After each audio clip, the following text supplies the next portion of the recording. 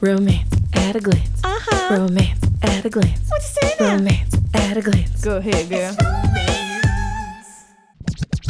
Hello there and welcome to Romance at a Glance. I'm your host, Bridget. With me as always is my co-host, Shani, although she's not actually here because we were so stoked. After interviewing Julia Quinn, we actually forgot to do this intro. So I'm here by my lonesome, doing it real quick to give you the update. You guys, Julia Quinn was an absolute treasure. We talked about books that were her favorites early on, how her reading journey has continued, what she's been doing during quarantine. She gives us some great TV recommendations. We talked all about her books, the journey of going from book to film, or in this case, Netflix screen and the Bridgerton's journey. And we had such a blast talking to her that we ended up talking to her for well over an hour. She was so generous with her time and we can't even believe it. So we ended up having to cut out some great pieces so this interview wouldn't be too long. So you can find those on patreon.com/romance at a glance. If you become one of our patrons, you can catch awesome behind the scenes, very funny stories of me and Shani's life, all of our, of course, intense opinions, more book reviews, extra author interview clips, and all kinds of goodies.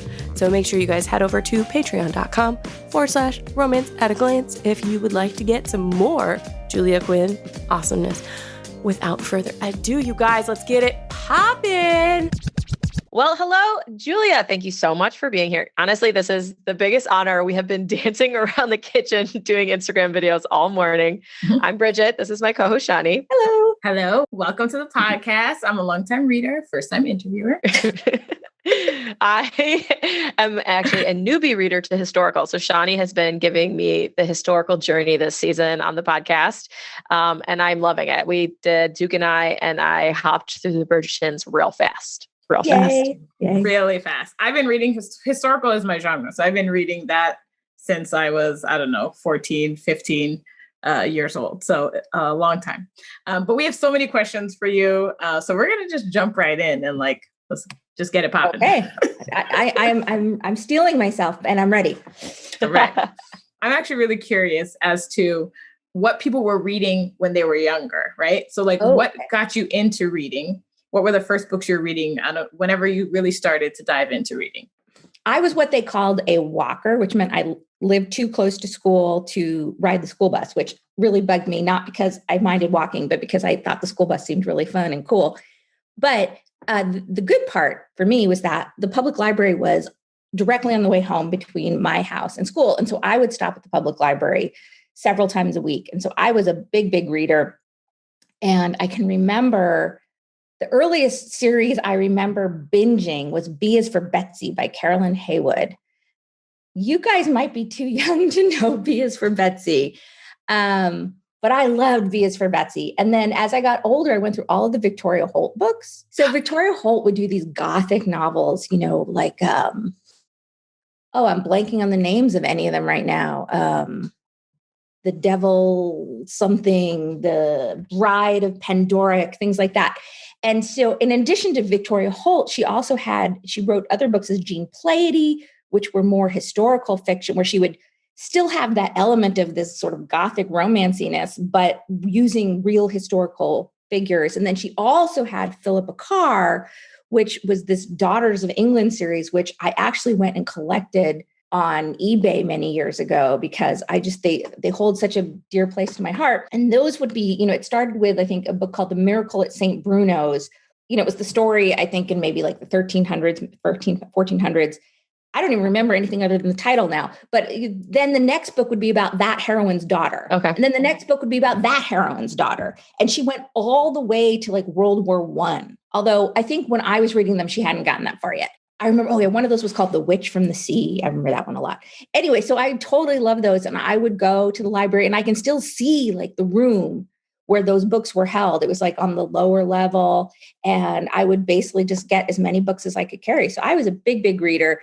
The funny thing is that I went back, I was asked to speak at that public library, which was so fun for me. Although it was a little hard because they had remodeled and it was really beautiful now. But I was this is wrong. The kids' books should be over here. And why are my Victoria Holt books not over there? But that was really special. to go back and speak at my old public library that I went to so many times growing up. That's really, really awesome. I think it's so interesting that those are the books you were reading, because then you went on to write historical romance, and how fundamental the books that we latch onto and love as children become, as we grow in genres. Because when I was little, I was crushing Nancy Drew. I mean, I would every Nancy Drew book, I still have them in a case in my basement waiting for my daughter to get old enough to read to. Like, loved all the fantasy. I was going through all the Mercedes Lackey, Anne McCaffrey. I was hitting all the dragon shelves, all the fantasy shelves. And now, my favorite genres now are still, fantasy, sci-fi, and sort of action, suspense, sort of romance. And I think it's so cool that even as a kid, you were loving the historical things that were happening in the past. That's so fun. Mm-hmm. Although I did really like the Bobbsey twins when I was younger too. Although that may just be because my older sister collected Nancy Drew. And so I needed something to collect that wasn't what she was doing, because she was bigger than I was. And so I couldn't collect the same thing that would not have worked, that would have severely impacted my safety if I tried to collect. That would have been a war for sure. Oh, you're trying to have what I have? No, we're not. Yeah, we're not doing that. So whenever we would visit our grandparents, they would give us $10 each. And the Nancy Drew and Bobbsey twin books cost $2 each. And so the minute we would get back home, we would make my mother stop at Caldor's on the way home. So Caldor's was this local chain of discount department stores, not fancy, but they had a book section. And so that's where they would have them. And so we would go and be like, Mom, we have to stop at Caldor's on the way home. And we would go and we would each get 5 books, and my mom would cover the tax, because we did not have enough money for the tax, which I think was probably 75 cents each for the whole thing. And so we would each buy 5 books with our grandparent money every single time. That's what we did. That's amazing. That's awesome. It's funny though, you guys, that you both just said you can't collect the same books as your sibling. And my oldest sister, Asia, it was such a voracious reader that any book that came to me came through her. It was just this trickle down. I'm one of a lot of children, by the way. But it was a trickle down. She got the books, and then she would give them to us, or she would read them to us. So at night, she would read us chapters of books. So there was kind of no fighting over books. It was just kind of what are you getting next? Because if she got it, then I was getting it, Oh, well, we could read each other's books, but I mean, I couldn't, if I was collecting her books, that would not be cool, because then I would be, that's a different thing. But there's a sharing thing versus an ownership thing. The sharing was okay. We'd share, but you had to have your own stuff. Yeah. I feel like when you are in a big household like that, they were I don't remember having ownership of anything, period. If it was a book, it went in the shelf. Nobody could actually own a thing. So you guys you're telling me my dream life. I'm I wish I was an only child, or one of 2, a boy and a girl. Woo. How many siblings do you have, Julia? I have, I grew up with 2 sisters. I'm the middle. And then I also have a half brother and half sister who are quite a bit younger. Nice. We're all middles. Oh yeah. Boy, we have overcome. Can I just tell you? We have. Just go middle. Yeah. We support everyone. I'm the baby. You're the baby, Bridget? I thought you were the middle. No, I'm the baby. Well, I'm the baby of, I have 2 sort of siblings. So I'm the baby of my original siblings. And then I'm the oldest of the steps. So I got the best of both worlds. I got to be the baby and I got to be in charge. So I really got a good deal on I think you can't be in our club. I can't be in your club. Can't be in the club, Bridget. I thought you were a middle. You misinformed me. Look at this cherubic face. This is the face of a baby. You're right. What so those are your first books. What was the first romance that you started reading, or the first type of romances they started reading? I'm not entirely sure, but continuing this saga of living within walking distance, there was also a used bookstore that was within walking distance. And I remember going there and getting romances. And I remember somehow I stumbled upon those Signet Regency romances. So I read some of those. So I got into that. I think I got hooked on romances through my grandmother's Good Housekeeping magazines, because they would they would have abridged romances that they would run. And I'm pretty sure they had like Kathleen Woodwis in there. I can't remember what else. And like the first few pages were on like a different type of paper. Like it was like a colored paper, and it wasn't the glossy, and it had like maybe an illustration. And so you'd read like the first 3 or 4 pages on that. And then it'd be like continued on page 196. And then you'd flip ahead, and then it'd be like much smaller writing, whatever, and you could finish. And so I think that's what sucked me in to begin with. I want to say there's like a Danielle Steele, like, and like not all her books are like romance. They all have romance in them, and not, but like I'm pretty sure it was something that actually was pretty romancy. So I think that's what hooked me. That's what got me. I found a Danielle Steele in my middle school library, which it should not have been there. Like looking back, I'm like, this book should not have been in my middle school library. But I used to like hide in there from like bullies. And so I would just read everything, like every lunch, just be in books. And it was this Danielle Steele I found that I was like, ooh, I'm a prepubescent individual, and this gives me the feels. Like, what's happening? So that was like, I think one of the first times that I was like, whoa. And then I went to my library and I just started going through all the shelves of everything I could possibly get my hands on, all those really dramatic covers with the guy with his ripped shirt. And Bridget likes to call me a heathen or / like Satan, because I used to, because my house was very strict. So I would go through the books in the library and find the sex pages, and then I would pull them out and take them with me. She would steal them.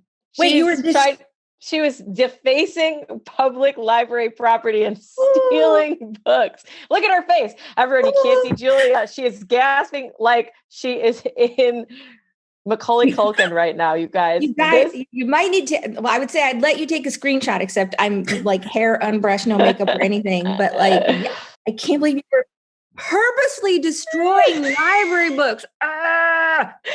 That is my literal reaction. When she told me, I was just like, I'm not sure we can be friends anymore. I don't We might have to end this interview right this minute. I would like you to know that I got my karmic, my payback, because, so, you know, obviously you steal all the dirty pages and whatever. And I had them in this book bag hidden in my closet, which my parents found that bag. And no. I got the whole like, hey, could you come into the room? And as I walk in, I see my book bag sitting on my mom's bed. And I don't know any kid out there, especially one with brown parents, you know, like super religious parents, can just knows the feeling of seeing them like basically have your pornography on their bed. And you're just like, I will die today. Today is the day I die. They may or may not find my body. My mom was actually a school nurse. So we were very open about everything. And yeah. Well, my mom was also, and I actually read my first romances because her and my sister were reading like Suzanne Brockman, and my sister gave me, you know, my first Black Dagger Brotherhood book. And I was like, vampires? They're biting people? Ooh.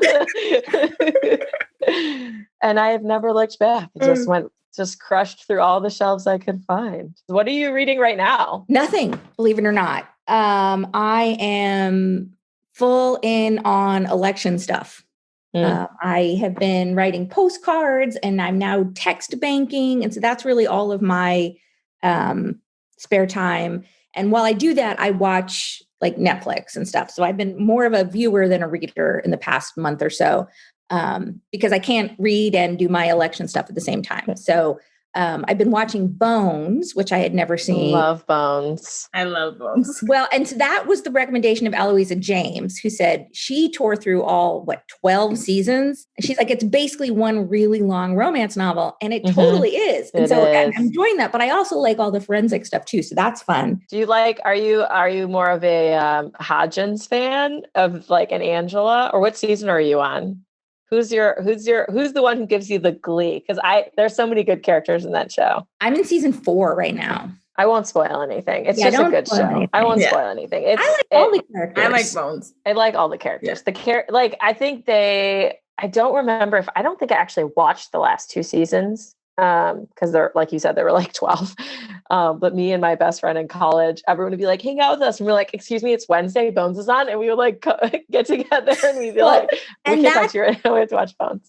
Yeah, that's the cause of my COVID bangs, is that I liked Camille's bangs so much. I was like, ooh, maybe I'll try doing bangs like Camille, because I think she's absolutely gorgeous. And I was like, so beautiful. She's so pretty, but my hair is not straight enough. And anyway. No, Bones caused me to cut my own hair, which I simultaneously was a mistake, and I don't really regret it because something had to be done. I feel like every 5-year-old feels that way. Every 5-year-old who gets a hold of the scissors and decides that like, today's the day, I'm going to see what this is. And they have that tuft of hair that's just up here like this. They know as soon as you remember when you looked at your parent and your mom was like, did you cut your own hair? And you were like, how does she know? But also I look fly with my peacock. No. See, I would be the kid being like, she cut my hair. I had an older sister, so probably it was her. Anyway, so I've been watching Bones. I'm almost done with the 100, which I started years ago and I've been kind of slowly going through, and I've only got a few episodes left. And then other things I have gone through during pandemic. I did all of Peaky Blinders. Love Peaky Blinders. So good. I did all of The Last Kingdom. I did, as a family, we just finished the first season of Fargo, which we like. Oh, I finally finished Homeland, which we'd done that a long time. We were waiting for the last season, which was excellent. Like some of the middle seasons weren't as good, but the last season, like I have to give them props for like ending a 7-season show perfectly. Like, sometimes you get these series endings and you're like, really, that's how you're wrapping it up? Lost. How I Met Your Mother. Game of Thrones. Yeah. But yeah, no, Homeland, I was just like, oh, that was perfect. What else? Well, of course, I did the last season of Outlander. I just showed my husband the wedding scene. We were watching TV and I was like, you know what? We don't want to watch a whole movie right now. I was like, we're just going to pop in and watch this. So I was like explaining to him what was going on because he didn't watch the whole season. So we're just like watching. And I was like, and now this part is really good because see the way he's touching her neck? I'm telling you all the things that I would like you to do later. See how he's pushing her hair? It was really fun. The thing about Outlander, it was one of the first books I read, back in the day. And a series, and I forgot like a lot of it. I remembered the really great parts, but I forgot like what that whole series looked like. And so when I was watching it, when I got to like season 2, I was like, oh my God. Like I haven't watched past, I think I started season 3 maybe, and then I just stopped. I was like, this is so intense. I can't do this. And I just go back. First of all, I just want to know how many times you rewound the wedding scene. Like how many times did you watch the wedding scene? Oh, more than once. Outlander? Definitely more than one. I can't remember. It was really well done. It was really well done. And I will tell you, so I can't say a whole lot about Bridgerton, the show, except that it's coming. And it is not rated G. Woohoo! Yes. Oh my. Let's open those doors. Let us into your life. We decided, we read a couple closed door romances on the podcast, and Bridget and I were talking about like, no more closed doors. None. We're not reading another book with a closed door. What's fascinating is that when I read a closed door romance, it's occasionally, sometimes it does actually really work for me, but usually I'm like, I wanted more, but I also have read romances where they've got some of these love scenes and I'm just like I'm like making like hand movements, like anybody in a podcast can see me, where I'm just flipping the pages and not really reading it because it's just like, I'm like boring. And so it made me think as a writer, okay, what is that, midpoint between this? Why do I get disappointed by the opposite things? And I realized that I want that intimate connection in a book, but I need it to be more than just the physical motions. I need to feel like the characters, which I think is why in my books, which are not known for being particularly racy, I mean, on the romance novel scale of raciness, but I feel like I have to keep the characters talking and interacting somehow. So, or at least like in their thoughts more than just in their bodies, because I feel like it has to move something forward, so that you can feel their emotions and get like that sort of rush of not just like the physical pleasure, but like the mental pleasure we get from flirting and the courtship, and that sort of thing. Yeah, one of the things we were talking about is that we don't like closed door because you're letting us into their minds and we get to experience that like tension before the first kiss. We get to experience that vulnerability of confessing you love someone and not knowing if they'll love you back. Like, and then in romance, like sex is such a vulnerable place. So in historicals, one of the things we've been talking about this season is that most of the heroines are virgins. And I was saying like, I would hate reading a closed door historical because like, what a vulnerable place for her to be offering up this act that she, and most of them are not prepared. They did not have education about this. So they're like going off some very sketchy info about what might happen and not getting to be in that space with her. And then also for him, like he's realizing that she's trusting him and like he's having to like really guide this whole thing and see what she's going to like. And like, I think when it's done well, it's such a lovely thing. I mean, it's obviously sexy, but it's, I think, so powerful the way they connect. I think like in Outlander, the fact that Jamie is the virgin is always just a nice thing. Cause I rarely ever read a romance where the guy is entering as a virgin. And I was like, that happens too, you know? I just wrote my first one. Did you? First Comes Scandal, which just came out. The guy is a virgin. I'm going to read this. He is. Well, they both are, but yeah, he is. Yeah. And, you know, I mean, this is no big spoiler or anything, but, you know, part of it was that he is a medical student. And so the background is just like, you know, he wasn't like making some big statement, like I'm saving myself for marriage. It's just for whatever reason, he reached some point where it hadn't happened. And then he got far enough in his medical studies where he knew about syphilis and stuff like that. So, I mean, he had like too much knowledge. He's like, no, you know, I'm not going to the brothel. Are you kidding me? I know what this stuff he does. And so, so he just ended up not.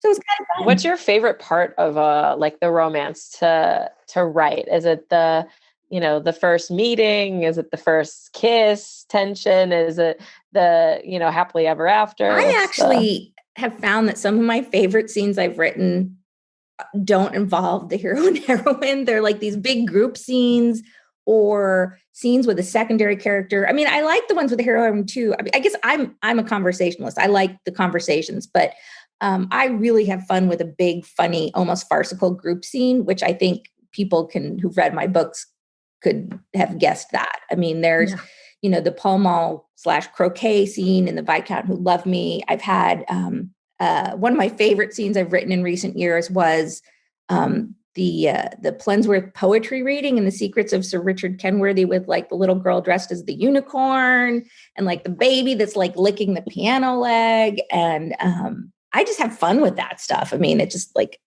if I don't usually laugh when I'm writing my own stuff, but if I do, I'm like, this is a good sign if I'm giggling while I'm writing it. So I don't know. I enjoy those things. I enjoy the big group scenes. That's my mark of a good book. I tell Bridget, if I laugh out loud when I'm reading it, I will remember this book. Like, because at this point, once you start reading romance, it becomes like potato chips. I think you just devour them. And you stop remembering the story. They all meld together, and even at this point, it's so rare that I find a book that I remember the title of. I'm terrible with that too. Oh, I was just saying to make people feel better, like, just so you know, authors, or I can only speak for myself, this author is never offended if you can't remember the title of one of my books, just because I'm the same way. And like my own family is like, the blue one. I'm like, okay, like the blue one is red now, because I get new covers. I'm like, so are we talking old blue or new blue? And they're like, ah. So yeah, my own parents can't remember the title. So don't worry about it. I actually have a question about, you just said about the covers real quick. What makes you or the publishers release a new cover? What's like the reasoning behind it? I can answer that. I mean, somewhat. So I can tell you what it's not.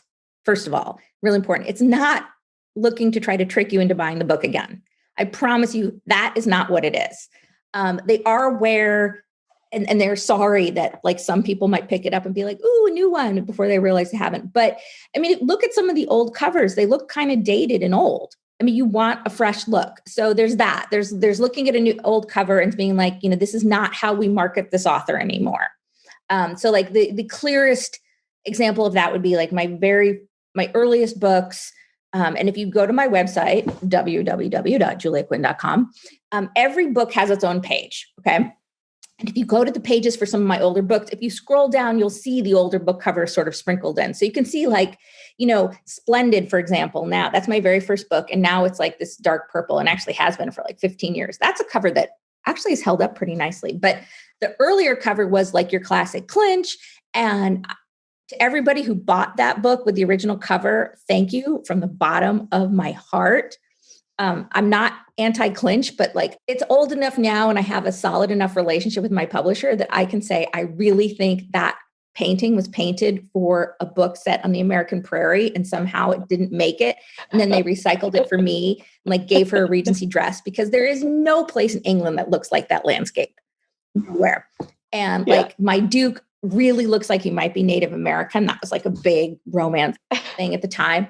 So anyway, the thing is like I had reached a point in my career where my books were not being marketed like that anymore. So they redid them. So that's part of it. Another part is it's just a way to get books back into the marketplace. And this was a bigger deal before ebooks. Before ebooks, it was, and actually go back even farther. I'm really aging myself here. But before ebooks and before Amazon and stuff like that, it was actually not easy for people to get older books.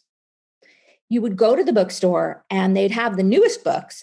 And if you were Catherine Coulter or Judith McNaught or Julie Garwood, they would have your backlist. And I know this for a fact because I worked at Barnes & Noble for several years. And I was in charge of our little romance section in North Haven, Connecticut. That's where I was. I would, because they trusted me, I would try to get some backlist in. But in general, no, if you were not a best-selling author, they would only have your newest book. And most readers didn't realize, hey, we could actually order an older book. They had no idea that you could special order something. So one way to get books back into the marketplace would be to re-release them with a new cover. And then, so that would get them into the bookstores again, that would get them into Walmart and Target again. So it's just a way to sort of focus attention on a book again and get the book back into the marketplace. So those were the two main things. And they really still are for the most part in most circumstances. Now, for me right now, because I have like this big special event happening, which is kind of unique, which is this television show coming up or Netflix series, that is causing, some new repackaging of my books as well. They now have, as they get redone, the books in the Bridgerton series have a little seal that says inspiration for the Netflix original series. Boy, you have to go through a lot of permissions to get that. So that was tough. They reissued The Duke and I in a trade paperback format too. And for that, the main reason to do that was, again, not to be like, oh, Julia Quinn fans, you need to drop another $14.95 on another edition, so much as to try to reach a new market who maybe never noticed it the first time around. Oh, that's the other thing. It's like, okay, so let's bring it out with a different style cover. Yeah, we're updating it. Yeah, we're trying to get more books into the market, but yeah, we're also trying to attract the reader who didn't see it the first times. Like maybe, now we're making it green. Maybe there's some people who have a subconscious thing against pink books. So now, maybe they'll pick up this green one. I mean, that's how it is. This one was a little bit more, the trade paper version was marketed more towards historical fiction readers. That's the one with like the girl in the sort of whitish dress walking away towards the mansion in the background. Yeah, it's a beautiful cover. And it's very, it's different. It looks a little bit less like a romance novel and a little bit more like historical fiction. I tend to think anybody who really is a historical fiction fan and doesn't like romance might be a little surprised when they get the book. But I mean, I also think there are a lot of people who don't know what a romance novel is, don't think they like romance novels, who might pick that up and be like, I really like this. So again, it's trying to reach new audiences for the most part. And that's the main thinking when they're redoing covers, those three items. I hope that the Bridgertons is like astoundingly successful for a variety of reasons. One, me and Shani are already planning a watch along with our patrons. And we're like super thrilled. We're going to do like a whole, make an event out of it and just have the most fun. But also just because we love stories and we love all of these romance novels and we want success so that more properties will start to get like people will start to realize like, oh, look at this huge built-in fan base that will come and consume this. And then we get to see all of our favorite, like characters and worlds. I'm totally with you on that. Like I always tell people, okay, let's be honest. Mostly I'm super happy for myself. Nobody would believe me otherwise. Of course. But I'm also super happy for the genre because I really, really hope that it leads to more stuff for everyone. That Hollywood's going to realize they have this incredible wealth of source material that they have not tapped before. I think that Hollywood had looked a little bit to contemporary romance, not much. And I think, Outlander isn't truly a romance novel, but it's romance adjacent. And I would even say the Venn diagram crosses a little bit that, we like to claim her to a great degree, even though, I'm the first to say it's not strictly a romance. And I think the Outlander, the success of that TV show really did pave the way. I also think it is no surprise that the person who actually might have looked to romance and as a visionary and be like, we can do this would be Shonda Rhimes because she's brilliant. Mm-hmm. She's brilliant. I don't even know what else to say. She's the best. And I think you're going to be really happy. I mean, I've read all the scripts. I know what's going to happen. I think it's going to be a little bit unlike anything we've seen before on television. I think it, in some ways it will be like, I'm so emotional. I can't get it across. Think about okay, for me, like when I'm watching Downton Abbey, I love Downton Abbey. I always wanted more romance. Didn't you? So that's kind of like where we're going. And it's just the way they've done it is so brilliant. They, it's adapted so that in the first season, and when I say first season, it does not imply that we're going to have more seasons because there's nothing definite, but we are all hoping. Okay. So hoping that there are more seasons. So yes, let's make it a big success. Yes. Big. But in the first season the story of the Duke and I does play out throughout the season, but there's more. That's the thing. So because it's a different medium, because it's television rather than a romance novel, there's room for some more stuff going on. And when my romance novels are always really tightly focused on the main characters. I don't do big secondary subplots. Some people do. I don't. So this does give them more room to work. And there are some other subplots going on and, laying the groundwork for hopefully other seasons. And I mean, it's a huge cast, but it definitely, somebody who likes historical romance novels will watch this and recognize that it is a historical romance novel.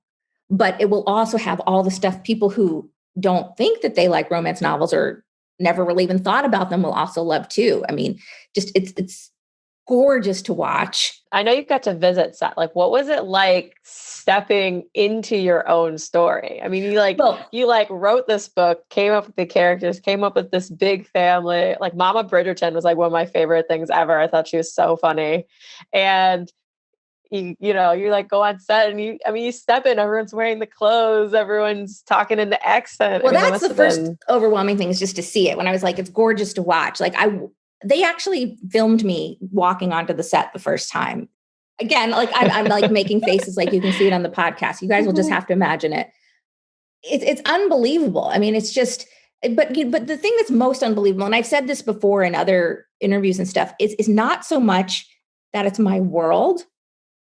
I mean, that's crazy, but it's that it's become so big and so many people are involved right now. I mean, you get there and you realize, the woman who plays Lady Danbury, when I met her, she was like, thank you for keeping us all employed. And I was like, oh my gosh, did I do this? Did I provide work for all these people? I mean, really, it was Shonda Land and Netflix who provided the work, but there are hundreds and hundreds of people involved.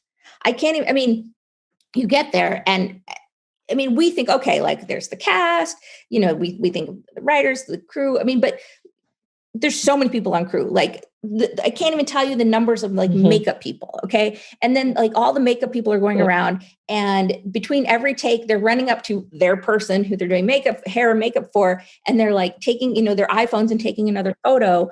Last looks and touch up. Well, yeah, because they have to, making sure the continuity. It's for continuity. So they're constantly running up being like, oh, Luke, let me, getting a picture of him, or one of the Lukes, there are two Lukes, to make sure everything's all set. And, so there are all those people. And then all the people who worked in the costume department.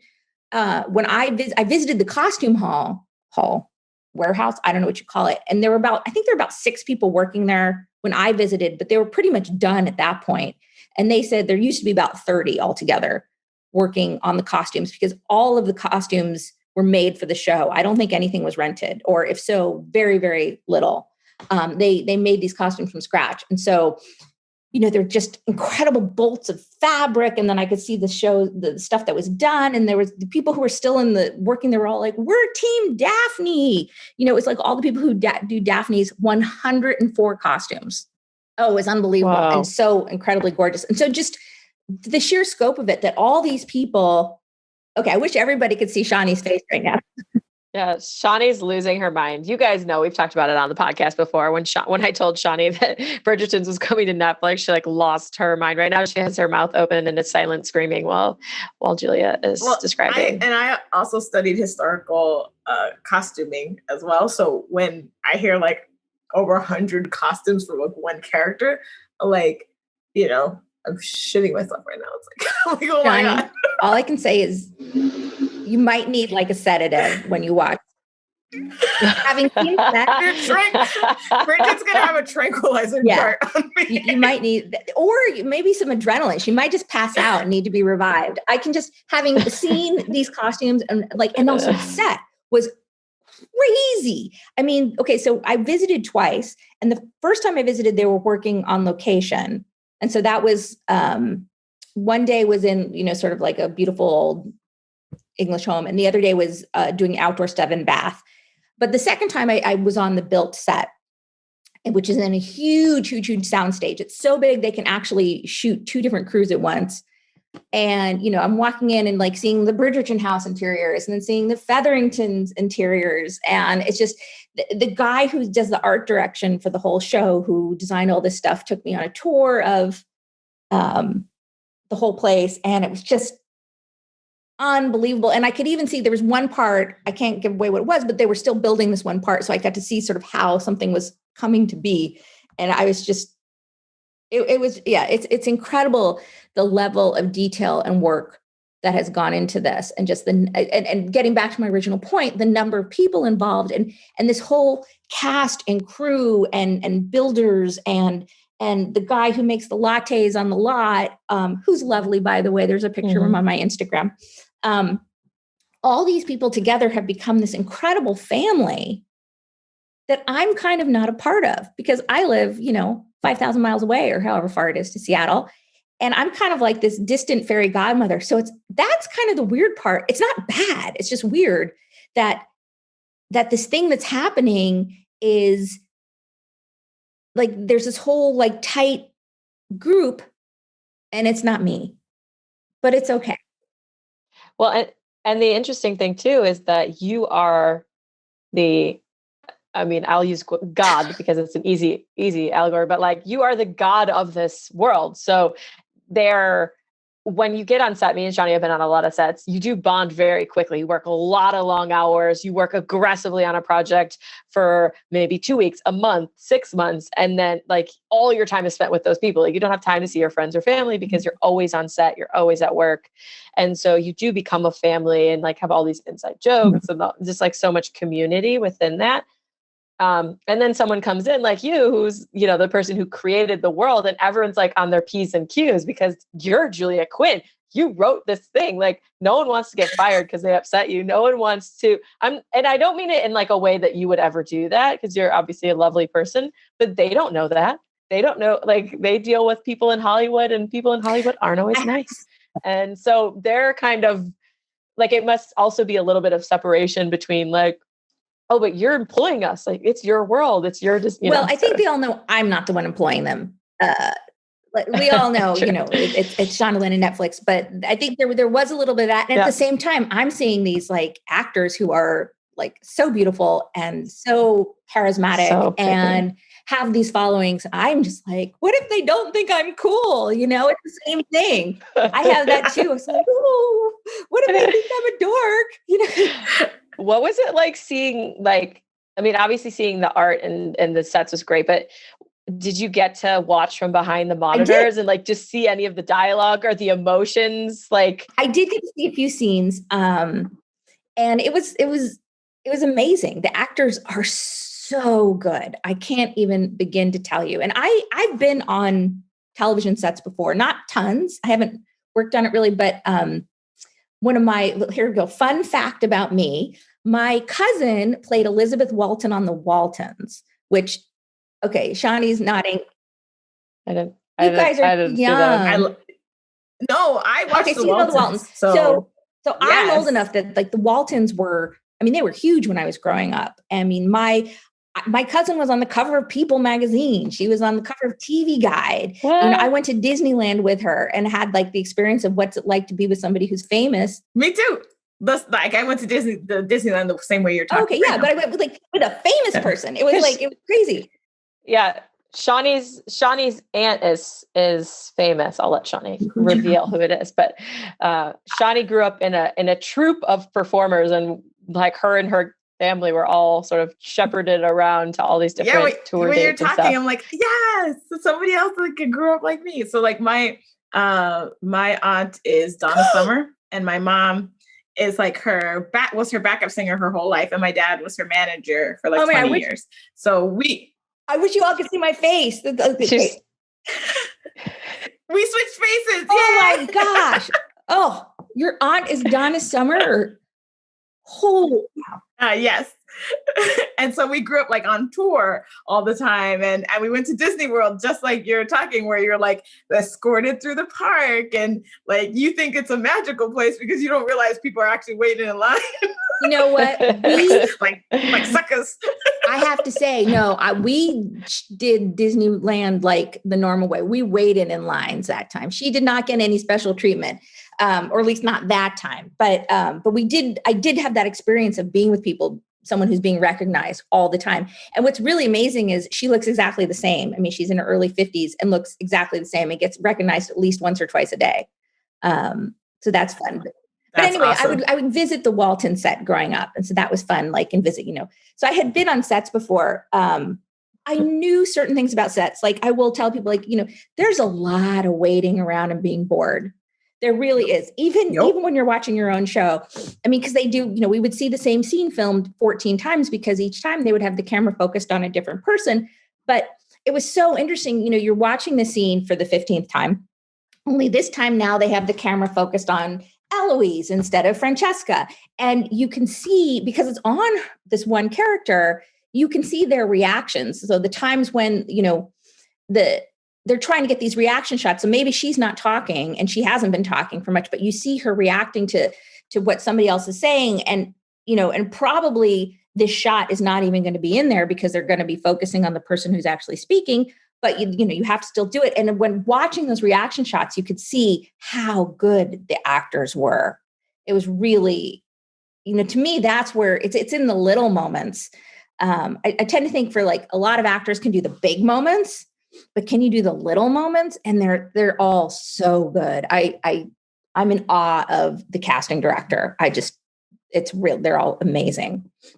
So anyway, I did get to see a fun scene with all of the Bridgerton ladies, and I saw a scene with Colin and Anthony, and I saw a scene at a dress shop. Oh, and I saw a really fun scene with, this is one of my favorite things, with Penelope and Eloise. And their friendship is really central to the show too. And I love that the show is going to, shine a light on females' friendship too. And that, it's not all about like competing for some guy, that we can be friends. And their friendship is so wonderful that like the writers were calling them Peneloes. Oh, they got a celebrity name. They got a celebrity name even before they started filming. So the writers called them Peneloes, and they kind of ran with it. And Nicola, she plays Penelope, and she's so wonderful. Claudia, who plays Eloise, doesn't do any social media, but Nicola does a ton, and they become such good friends. And apparently Claudia gave her for Christmas last year a necklace that said Peneloise. And so she took a picture of it and showed it. Aww. And it's so cute. And just the two of them together are just wonderful. When I met them together, and it was just so special to see. You could just see people are always talking about chemistry between romantic couples. I mean, they've got the friend chemistry. They've got the BFF chemistry like you wouldn't believe. And so that was really fun too. Speaking of meeting people, did you get to meet Julie Andrews? Well, so, she does voiceover work. So I think, I don't think anybody really got to meet her. And I think the idea was that maybe people would meet her when people were doing press. But with COVID, there really hasn't been that type of press. So I didn't get to meet Julie Andrews, which is sad. But the sadness pales next to the glee and happiness that she's involved. Very true. Very true. So I have a question for you about casting. All right. So we're very curious. We've read whatever articles we can get our hands on about the Bridgertons. And a lot of them, they talk about the diverse casting or the non-traditional casting of the Bridgertons. And some people like to call it colorblind casting of the Bridgertons. And can you just tell us a little bit more about kind of like how that went about, or if you know anything about their decision to do that, how you feel about it, like all those things? Yeah. So you mentioned, and I think this is an important thing, you mentioned that some people call it colorblind casting. We don't. And by we, I mean Shondaland and the creators. I'm the first to say I had nothing to do with the casting, but I love it. I think it's amazing. I think they did such an amazing job finding the best actors for the role. So I want to say that flat out, but I wish I could take credit for it, but I don't. But, when people say colorblind casting, and I realize most people who do say that, they don't mean any harm or they don't mean anything bad. It's just, I think we don't necessarily have a good word for what another word. So people use what they think. But colorblind implies that no thought was given to color. And that's not what happened at all. They were actually very deliberate in how they did this. And, but it is also important to remember, like, the show isn't a history lesson. I mean, the show is for modern audiences, featuring modern themes and characters. And so the creators they sort of reimagine the world.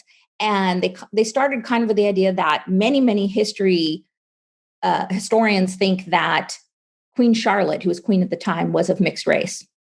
It was never acknowledged, but it is believed that she very well may have been. And so the idea kind of was like, well, what if that was an accepted fact? And this isn't something necessarily that is like spoken of explicitly in the show, but it's just sort of like, okay, what if that was an accepted fact? And what if she then used her position to raise more people of color? And in this particular case, all different colors. I mean, you'll see when you look at the show, it's incredibly diverse, not just people of say African heritage, but I mean, there's people of Asian heritage and South Asian heritage, and it's really wonderful to see. What if she used her position to raise more people of color to prominent positions, and that just became normal? And so that's kind of where they went with it. And it ended up making the world seem a little bit more like what we see now. And, when I visited the set and I would see, especially if you could see a scene where they've got a lot of the extras in there, because that's, there are a number of very, very prominent characters who are people of color. But also where you really start to see the diversity is just when they populate the entire background as well. And it feels normal, and it's just really nice. Well, we think it's great because Shani is always saying, like, why don't you just put a brown person in this? Like, who cares? This is fiction. You can do whatever you want. It doesn't you're not writing a history lesson. Like, she just always wants more. Well, because as I was a young kid reading historicals, and obviously I'm not seeing anybody who remotely resembles me or in the pages, unless they are like a servant or they're always they're biracial, because that's really the only way people figured out how to put brown people into England, Regency, and at that time, and so like for me, when I saw Much Ado About Nothing with Denzel and Keanu, I was like, I love this casting. They were brothers. Yeah, Denzel and Keanu were brothers. You know what I mean? And it didn't matter to me because like in a book, in a story, whatever rules you give me of the world, like I accept them, right? I have this kind of rule where whatever rule an author gives me, I will accept those rules, but they must also follow their own rules. Okay. That's the key too. I was just saying, this isn't quite like Much Ado About Nothing. I mean, you don't have situations where Denzel and Keanu would be necessarily brothers, but like for example, Regé-Jean Page plays the Duke of Hastings, and I believe his background, he is a Zimbabwean British actor. I believe he is biracial. I'm not sure which of his parents is Black and which one's white, but I mean, he certainly identifies as a Black man. And his parents in the show are Black actors are cast. And so they do sort of keep it that way rather than, suddenly having like, all the Bridgerton brothers look like they could be related. So they kept it like that, but they made a very diverse world. Well, I'm very excited for this. I'm very excited to see how they did it, the world, everything. Yeah. It's for me, like, every step this way, whether people, because sometimes people have feelings about colorblind casting or traditional casting or whatever you want to call it. In general, brown people don't like the word colorblind, so it's not really one that we use on a regular basis. I only use it to kind of express what the articles I've been reading. But the every step towards getting more people of color on screen to me is an amazing step. Like when Disney did The Princess and the Frog, so many people had a problem with it, me included. But most of us were like, well, it's one more step in the right direction. Like, it's like just one more step. It wasn't like none of us found it to be good. I'm speaking for most of the people that I know. But at least there was like, you're just like, oh, you didn't feel fully invisible. Or whatnot. I won't say we felt fully seen, but we didn't feel fully invisible. So I'm just very excited for this because like it's, it's many, many years, many, many moments of childhood and adolescence and things like in the making to this point, and it gives me hope that like, if I ever have a kid that, oh my gosh, I'll have so many more options for them, even just like children's programming and stuff like that. There's so many more options. So yes, this is pretty amazing. As someone who considers herself an ally, I'm just so grateful for it because I feel that, so Chris Van Dusen is the creator of the show. We works with Shondaland. He's the showrunner, but Chris and everybody at Shondaland has been able to take my world and expand it in a way that I personally was not able to do because, I'm one person. And I don't feel I have the life experience and knowledge to have written all on my own what they've managed to do with a writer's room and a big group. People have said to me like, sometimes, and some of these questions come very earnest and nice. And some of them come as people trying to like gotcha moment me and be like, well, how come you haven't written characters of color? Or are you going to write characters of color? And my answer to that usually is, at this point, I don't know that I could do a good job. And I think if I tried and didn't do a good job, that would be worse than not trying. That could be actively harmful or exploitative in some way. And I don't want to do that. But because a television show is such a collaborative thing, and there's so many people involved, it's not just me and my knowledge and my life experiences. It's all the actors, it's all the writers, it's all the art directors, it's everybody. There's hundreds of people coming in, and it's all of what they know and what they can bring to it. And so it's able to expand this world in a way that I, on my own, could not. And so I'm so grateful to have sort of handed this over to this marvelous, amazing group of people who can then take this and make it more. I actually think it's really great. I think a lot of creators, some who are very small that we've worked with, some who are very large and we read about, have a real tendency to grip so tight on their idea of what whatever they created should be or should look like, or the dialogue. I think it's so great that you've embraced that, like, TV is its own medium, and that these people are now sort of in charge of the creative, and they're taking, the idea of the world, the Bridgertons as a family, who each character should be, but that they're adding subplots, they're adding dialogue, they're adding so much, like, modern sort of sentiments into a historical setting.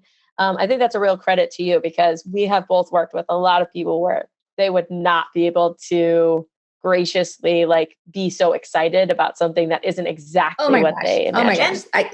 Sorry. I can see that Shani has a comment, but I got to jump in here. No.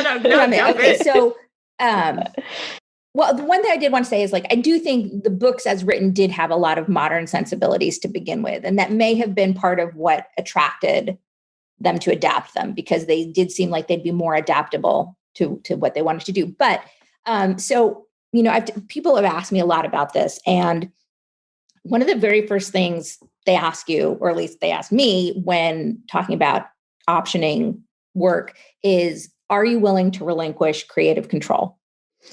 And my reaction was like, take it, do what you want. Which in part was, to be honest, I didn't want to jeopardize the deal. But it was also, I'm not going to be the person to tell Shonda Rhimes how to make television. And part of the reason I could be like, take it, do what you want, is because the person who was asking, I had such incredible trust in. I've been a fan of hers for years. And I knew that this was somebody who could take this and do something amazing with. And so I may not have been quite so eager to, hurl my property in her direction if it had been someone else.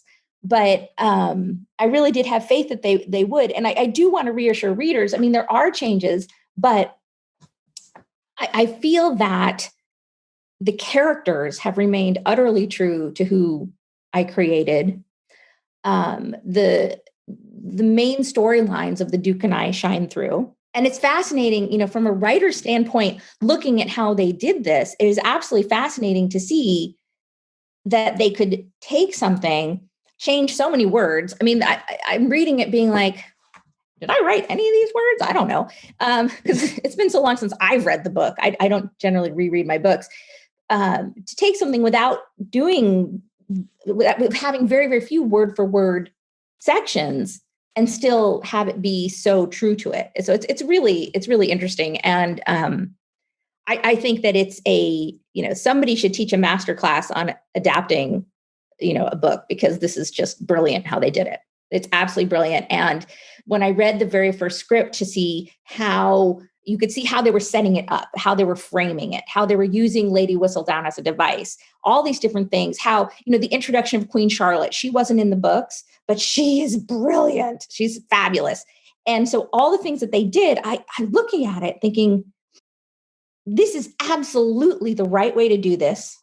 And I would never have thought of it. The one thing I hope, because obviously your book was great and we really liked it. There's a lot of amazing moments, but the one I'm really excited to see on screen is their meet cute, when she is like, oh, you were trying to be so handsome and charming. I'm sure it would have worked on someone else.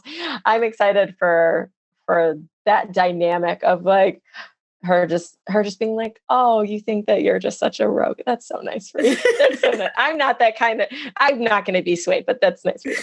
I'm excited that the feeling of the characters is going to come through. It definitely does. And the other thing they definitely capture, which I'm so excited about, are those family moments, the dynamic of having families who tease each other and bicker. And so that. I think that for me is the draw of your books, because I read a lot of historical books, but because I come from a big family, that the banter between them is something I can really relate to. Like anybody looking in at me and my siblings would think that we were arguing all the time, because we rag on each other. We joke on each other. The whole thing is to do the best joke, like hit it the best. It doesn't hurt anybody's feelings, but anybody who just like kind of like willy-nilly walks in to our group will get ragged on right away. And they're like, whoa, what's happening? So the dynamic in the family to me is such a big draw to the stories. You have their, whatever the romance is, but then you have all these people with the commentary, like coming at it, which I just think is like you get like the warm cuddle feels when you're reading your books. I think you'll like the family. I got to meet most of them. I didn't get to meet the boy who plays Gregory. He was not on set. And then I didn't meet the woman who plays Francesca, although I saw her filming a scene and somehow I never managed to connect with her, but I did meet all the rest of the Bridgertons, and they're wonderful. They're so nice. And Luke, so both Benedict and Colin are played by guys named Luke. So Luke Newton, who plays Colin, he was just so funny. He's like, it took them 90 minutes to make my hair this fluffy. He has very fluffy Regency hair. And they're just, they all seem to get along so well. And from everything that everybody I've talked to and everything I've been able to tell, it was just, a lovely set experience for everyone. Everybody really actually liked each other. Like there weren't any divas or egos. And well, Shonda already had that problem with divas and egos, and she don't play. If your energy does not match the energy of her set, you are not going to be on it. Well, that's she's not running the set. Mm-hmm. She's the other fairy godmother from afar. It was Chris who was there for most of it. So I don't know. Nice. But yeah, I think I know that my sense was that everybody there was also just incredibly thrilled and honored to be working on a Shondaland project. I think the Shondaland brand comes with just there's such meaning behind it now as being like, if you're with this, you're in this family now, you are, it's quality. Also it's going to be quality kind. Television. Kind. The people fun. Who work there, they're inclusive and they're kind and they're respectful and they're smart. And it's just, it's such a great group of people. It's just like, I can't speak highly enough about them. I'm curious, the Bridgertons, like how much of that did you have mapped out in your mind before you even started like book one? Almost nothing. So you made it up as you went? Yeah, a lot of it. I really did. Holy shit. Very poor planning on my part. It was. Well, it all worked out. Figured it out yourself. If you're ever going to write an 8-book series, do a little more planning at the beginning. How did you build your fan base? Because you have like such a, obviously you started out like most authors and you published your first book and then your second one, but how did you, sort of build this? You have like 175,000 Facebook fans and you have all these people who are so invested in your books. I always tell people like I did it the old fashioned way, one book at a time. And, it's really funny. I talk to and I look at newer authors now, and it's so different now. I mean, when I started publishing, there were no ebooks. I actually published the first 2 original ebooks that HarperCollins ever had, which were 2 of the Bridgerton second epilogues. And as a matter of fact, I used to have, FAQs on my website. What is an ebook? How do I read it? Do I have to print it out? I mean, because these were all questions people had when the first ones came out. But so I started out in the old market, just, where your books are going into bookstores, but even more of them are going into grocery stores. And it was really just one book at a time, trying to publish a quality book and hope that with, that with each book, you're going to lose some people because it's not going to be for everybody. And then hope that the next book will bring more in, offset and like to keep growing slowly. And, I talked to some nowadays, I think writers are under such pressure to hit a bestseller list at some point or to get an endorsement quote for their very first book. And, I'll tell people like, I didn't get an endorsement quote until my 6th book from anyone. Like I had no endorsement quotes. I didn't hit a bestseller list until my 7th book. And that was like, not even like in the tops of anything, all these people, and so I think people think it was much faster than it was. It really wasn't. It was slow and steady. But I think the advantage to slow and steady is that your fans they're dependable fans. And so like, if you write one book that they don't like, they're not going to drop you because they're just like, okay, well, I like her other stuff. So whereas some people, with the people who come out of the gate with, this big, huge success, their fans aren't necessarily as invested. They might not stay for the next one. So I think it's really that slow and steady thing that did it. And then, in terms of people who follow me or with me on social media, that's also just kind of like slow building of them all. I don't do Twitter. I tried it briefly and it just wasn't for me and I didn't feel authentic. So I think the thing is to find ways to reach out to fans that feel authentic. And so I write all my own stuff on social media. I do it myself. I don't have people doing it. And I think that readers feel that they like to, because of that, I think they stay and they like it. So I do Facebook and I do Instagram. And I would say occasionally I'll post something on both. If it's something really exciting, it goes on both, but it's not always the same stuff because it's, again, different mediums. And I think just kind of be yourself and be somebody that they want to interact with and stick with. And it's a balance. It's like, how do I show who I am and be friendly and happy without necessarily revealing my personal life, which I don't really want to do. And I think I found a balance. So I think so. I do have a personal question because you do dedicate all of your books to your husband, Paul. One thing that we do on the podcast all the time is that we give advice based on whatever book we're reading. Sometimes it's, hey, don't do that. That's a red flag. Okay. You need to run in the other direction in real life. This is just fiction. And sometimes it's like, oh, that's such a sweet sentiment. Like if if the person's showing up for you and they're doing all these actions, like believe them when they love you, sort of things. Since you sort of have your own happily ever after, is there something that you feel like has been sort of instrumental in that longevity and that falling in love and staying in love? Yeah. So actually my readers have been seeing a little more of Paul lately than we have in the past because he's been in the news. So for people who don't know about my husband, he's a physician specializing in infectious diseases. So this is kind of his moment. We're in a pandemic. He is now head of COVID infection control at the University of Washington Medical Center, which is kind of a major hospital serving really a 5-state area. So he's pretty busy. But he just did his 100th interview since the pandemic began, both, on camera and in print. And I think what's happened, like for a lot of reporters, is that when you find a doctor who can actually speak to a camera in complete sentences and be personable about it, they latch onto him. So we kind of joke, like there's this one local reporter, her name is Tammy Mutasa. We love Tammy. And Tammy like found him early on and was like always calling him. So we're like, oh, you're off with Tammy again. And he did an interview for another local news place. Like, you're cheating on Tammy. What is Tammy going to think?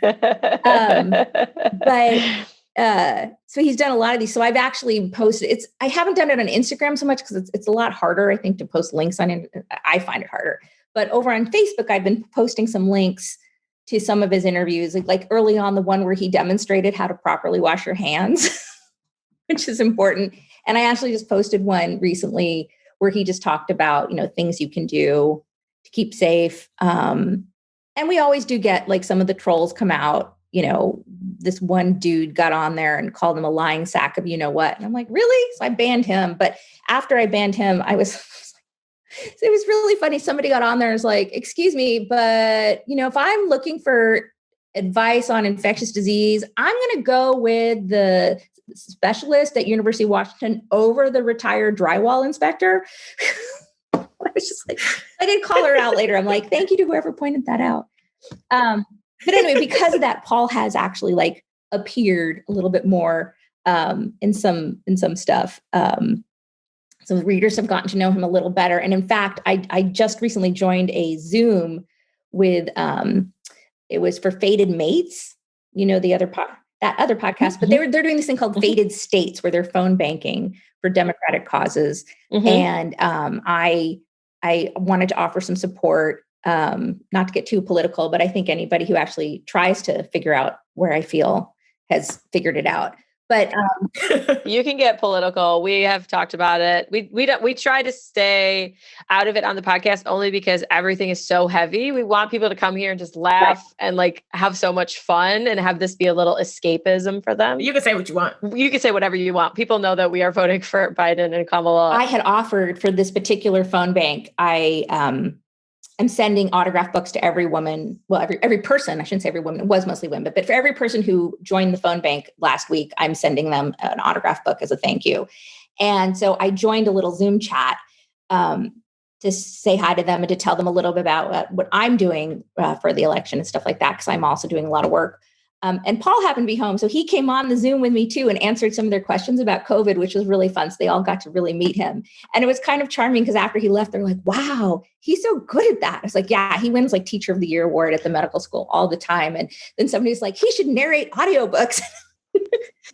But to answer your question about longevity, we met really young. I was 18. I met him the second day of freshman week in college. He was a junior, so he kind of swooped in. We didn't start dating till October, which I thought was really holding out so long. But if I could write my own story, I would have been older when I met him, so I could have experienced certain things on my own. But I wasn't gonna throw him back.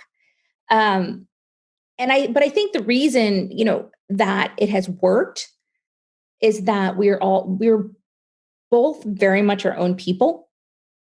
And while we need each other for, happiness and love and all this stuff, we don't need each other to exist.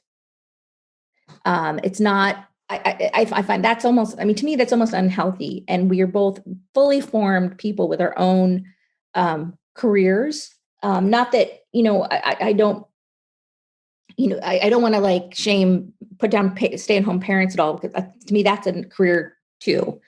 But we have our own, each of us has our own focus and our own careers and our own ways of growing and validating ourselves and being who we are that doesn't depend on the other person.